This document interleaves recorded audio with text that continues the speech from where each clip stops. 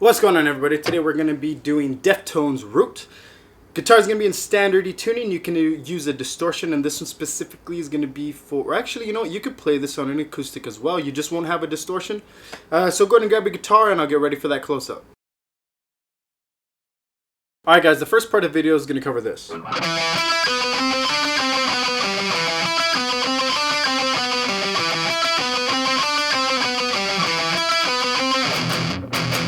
So, to get started, first of all, everything gets 2 plucks. No matter what you're doing, before you move to the next note, you pluck it twice. So you're doing alternate plucking here, in other words. So let's start with this first finger, fret 7, string 5. From there you go to string 3, fret 9, third finger, but you're going to play with the flat part of that finger, the fat part. The fat part, I should say, if anything. And you'll see why in a moment. So remember, third finger, string 3, fret 9, so 7 and 9. Then the reason being is why you play with the flat part is you're going to roll the third finger, or with the tip of the finger, to the same fret, which is fret 9, but now on the 4th string. So we got 7, 9, 9.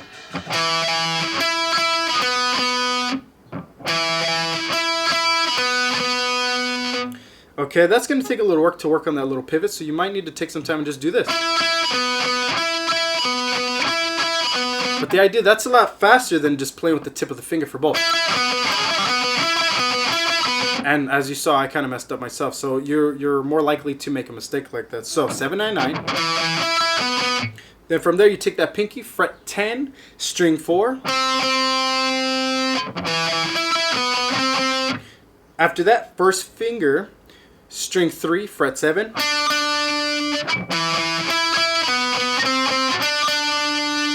Back to the pinky, fret 10 of the 4th string.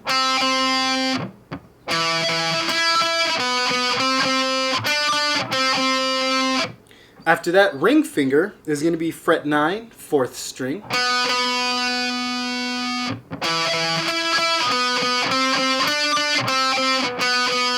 And the last note we're going to add is the pinky, fret 10, string 5.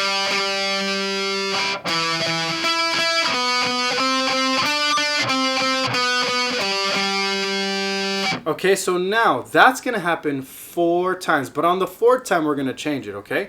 So let's get you cut up to there, and then I'm going to explain a couple things, okay? So it's going to go like this. On the 4th time I'm going to change, or stop at a certain part, so watch for that.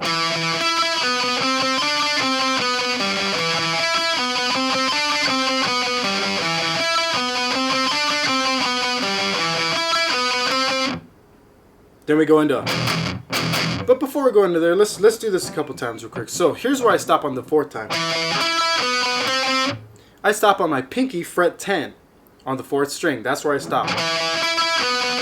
Or you could think of it as the 4th note I'm playing. So 1, 2, 3. There's your 4, and that's where you're going to stop to go into this part.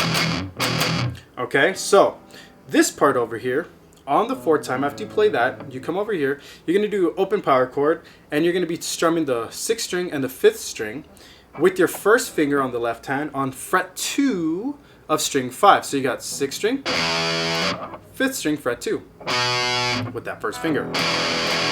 But it's not open like that. You're going to take your right hand and you're going to mute it. Now, how do you mute it? What you're going to do is, if you're not familiar with palm mute, you're going to take the side of your hand, and you could put it anywhere on the strings, or not anywhere, but on 6th and 5th string over here. And what you're going to do is you're going to move it all the way back into your bridge until you hear a hum, and that'll show you how to palm mute like this. If you go too far, it sounds open again. So make sure you work on getting that hum out of it. Okay, so once you get that, it's going to be 2 plucks, or 2 sets, so 4. And in this case, you don't go down, up, you're going to go down, down, down, down. So, on the 4th time over here, gotta be quick about it too. So, real quick before anything, for people who are really new to this type of stuff, the problems you're going to encounter is, one, your alternate plucking. You can't be so forceful about it and swing that right arm too much. You want to be real concise with your plucks. Right when you pluck down on that first note on the fret 7 string 5, you got to come right up, right? So don't follow through with that pluck. You got to be real light, excuse me, on that touch. One way to practice is hit every note 3 to 4, maybe even 6 times, or like this.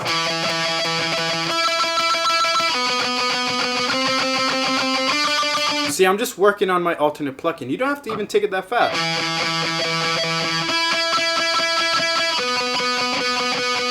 Just practice your alternate plucking, okay? That's a big problem with people, especially beginning, because you don't have control of your alternate plucking. So you want to make sure if you're having trouble, approach the problem or I should say address the problem. If anything, take your time. Don't over pluck. Don't forcefully pluck through these strings. If you're an aggressive plucker, you want to make sure to pluck lighter. It makes it a lot easier. The other thing we talked about was this little pivot point. So you know that. And then the other thing is keep this slow if you're not used to playing and connecting stuff together. Okay? Because this, you might be playing it choppy like this. There's nothing wrong with that. If you do that enough times, you're going to start getting comfortable with it and it'll smooth itself out. Don't worry about speed for now, guys. You don't want to worry about speed. Speed is not your friend right now, okay? Time is your friend, okay? So, take the time to connect the pieces. Okay, connect them properly and in time, speed will come.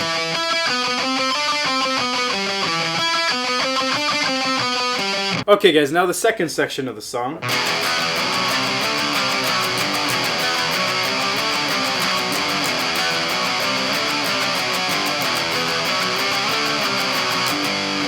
So what we're going to do is a bunch of power chords. Power chords, power chords, power chords. Okay, so first power chords is technically the palm mute that we started from the last one. But now we're going to start with it in open. And now, remember, it's alternate plucked, or in this case, strummed. And we're going to start that 6th string open. And it's going to be connected with that first finger, string 5, fret 2. Okay.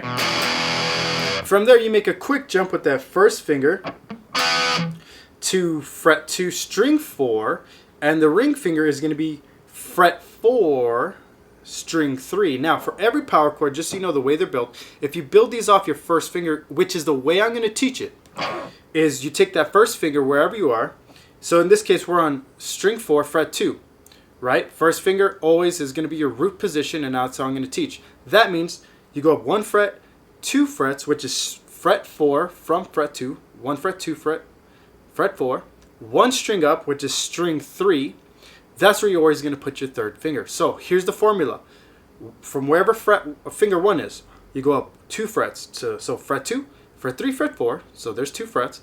1 string up, which is string 3 in this case. So in this case, so now I'm going to be playing it right here. And alternate pluck as well. So we got...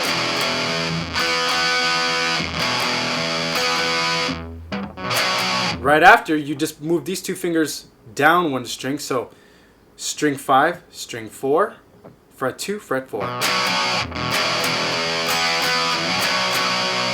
Okay. Then from there, you move them both just up 1 fret. So finger 1, fret 3, finger 3, fret 5.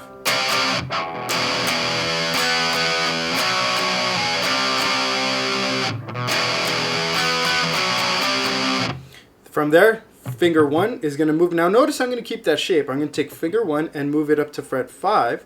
And finger 3 will move up to fret 7. And this is string 5, string 4. So.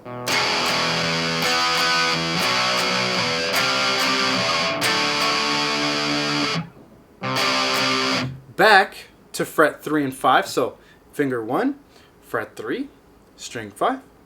Finger 3, string 4, fret 5.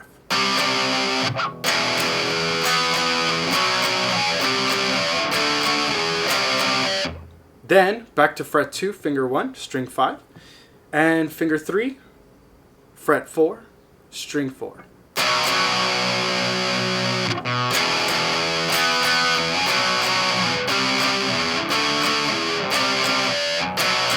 Now, some people play like this, and I'm going to teach it to you this way first, but I don't do it this way. We're going to take that first finger, put it on string 6, fret 3, And then the third finger, we're going to put string 5, fret 5. And that's the last notes. But what I do is this last jump. Oops, sorry. Let me put it this way. Some people play like that with that last ending. So remember, finger 1, fret 3, string 6, finger 3, fret 5, string 5. That's technically the whole riff. So it's like this.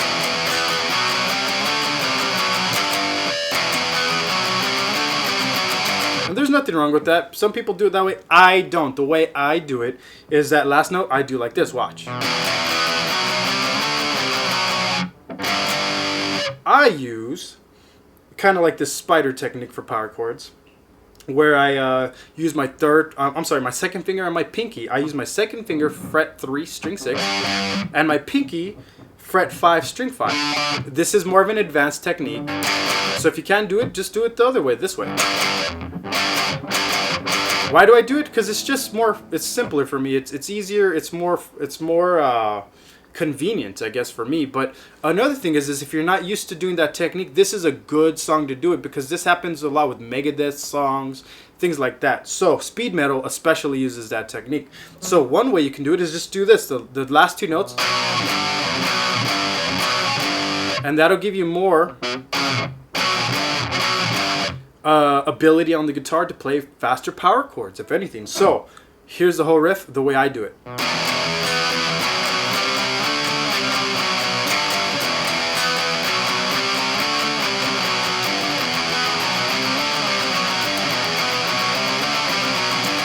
Okay, so things to work on this are just your power chords. If you're not familiar with power chords, first of all, take your time. Don't worry about connecting. Worry about separating them and pronouncing those notes. Okay, so take your time on that. The second thing is that jump from the first note to the second note. And a lot of people rush that down up strum for the second note, and they don't pronounce it properly. You make sure you pronounce that note. Got to make sure you hear those notes equally. Everything has to be strummed equal.